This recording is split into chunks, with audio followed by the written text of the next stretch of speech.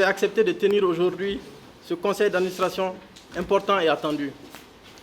Mes remerciements sincères vont également à l'endroit des employés qui, grâce à leur implication, leur générosité et leur vigilance, nous ont permis de poursuivre notre mission.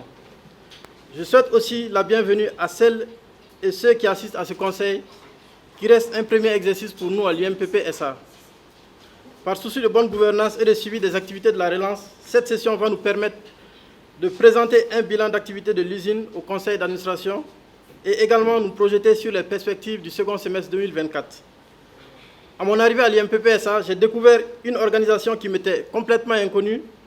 Ces quelques mois passés à la direction me permettent maintenant de décrire l'établissement comme une organisation soucieuse de répondre aux besoins de sa clientèle toujours grandissante.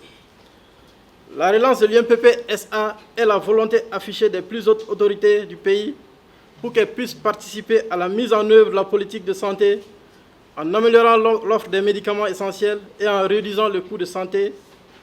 C'est grâce à l'implication personnelle du président de la transition chef de l'État, son Excellence le colonel Assimi Goïta, que la société IMPP est passée à l'UMPP SA, dont l'État est le seul actionnaire.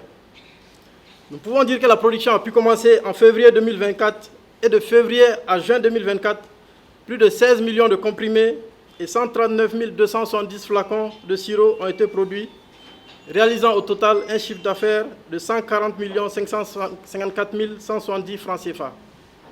Au fil du temps, l'UMPP a pu acquérir l'expérience, l'expertise, le savoir et le professionnalisme à l'égard de sa clientèle et a toujours le souci d'améliorer les services offerts à ses clients. De nouvelles acquisitions d'équipements permettront d'augmenter notre capacité de production et également élargir la gamme de production. Les sujets qui vont être discutés sont extrêmement importants parce qu'on est au tout début du plan de relance. Et or, comme tout projet, au départ, il y a souvent des balbutiements. Et on va constater, et votre rôle, c'est de pouvoir rectifier ça et mettre également l'UMPP sur le bon rail de plan de relance. Donc, mesdames, messieurs, je vous remercie de votre présence et également je remercie les autorités, particulièrement le ministre des Finances, qui a bien voulu mettre à la disposition de l'UMPP le fonds de roulement sans que toutes les conditions soient remplies.